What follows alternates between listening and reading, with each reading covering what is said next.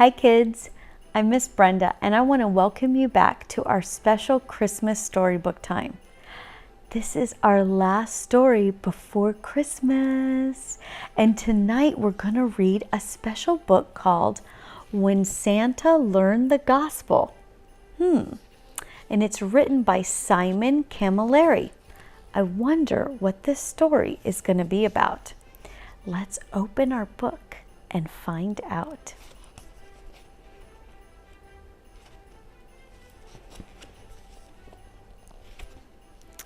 When Santa learned the gospel, he first heard it from an elf.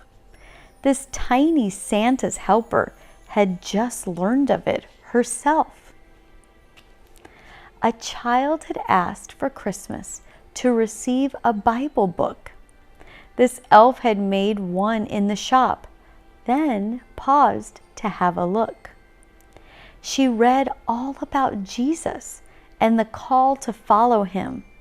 She learned how Jesus lived and taught and died to pay for sin. She learned how Jesus rose again and how he will return. And then this elf read how she should respond to all she'd learned. She shut the book, put down her tools, then closed her eyes and prayed. Right then and there, this little elf trusted in Christ that day. The next day, she told Santa. It was awkward, unprepared. She knew she didn't know that much, but what she knew, she shared. She told Santa the gospel. It was simple, it was short. But a seed was sown in Santa's heart, which grew into a thought. Santa reflected on his life and the message he supported, then compared it to the gospel that the elf had just reported. He'd always thought that everyone was naughty or was nice.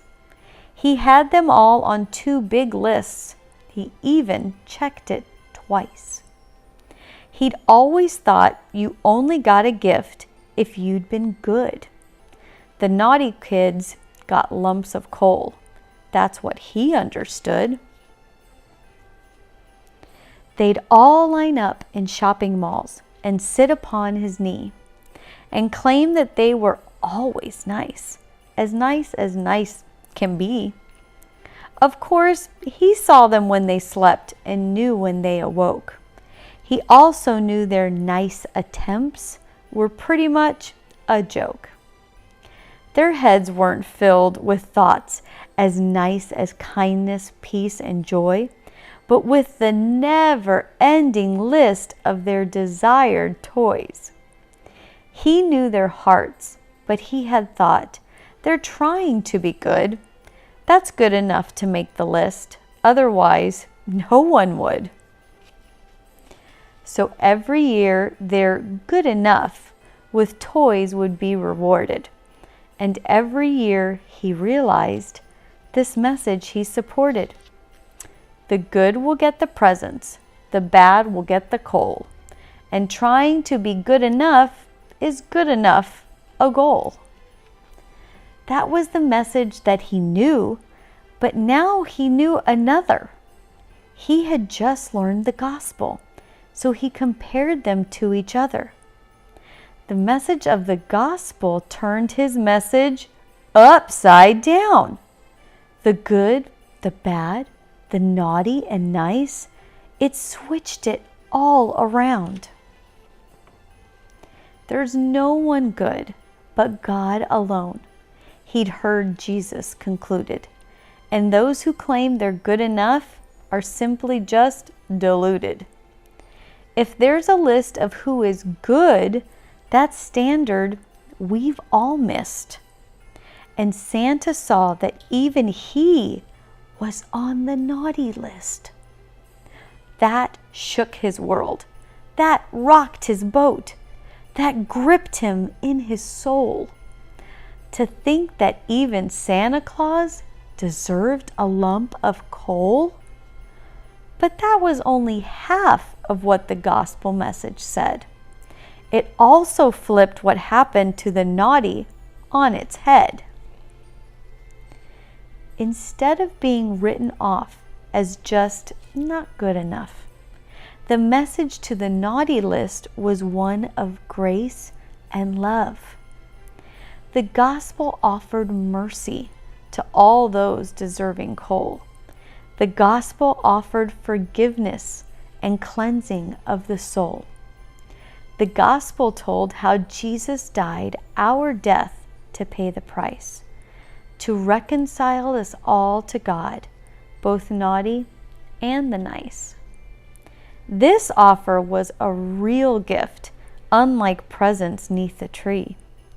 It was not earned by being good.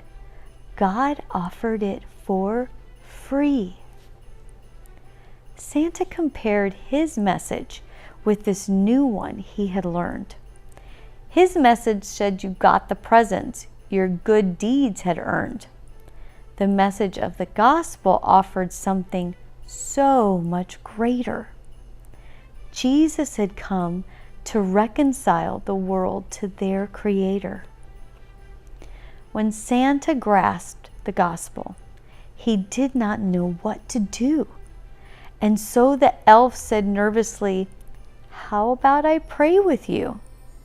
So that night at the North Pole, by the fire in his den, with a simple prayer led by an elf, Santa was born again.